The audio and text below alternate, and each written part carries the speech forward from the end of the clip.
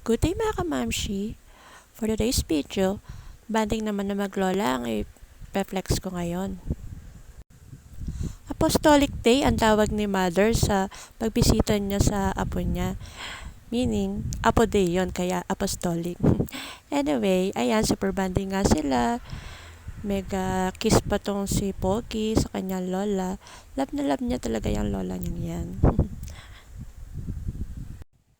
Thankful talaga ako dahil nandiyan pa si Mother para in case of emergency, na iahabilin pa namin si Pogi sa kanya. Yun nga lang, minsan nakakaawa kasi sobrang bigat na rin talaga ni Pogi. Yan nga, tuwing aalis na siya, si Mother, may kahalik pa to si Pogi. At super hatid pa talaga siya hanggang gate. At tanaw pa niya yan hanggang sa pagsakay ng kanyang lola.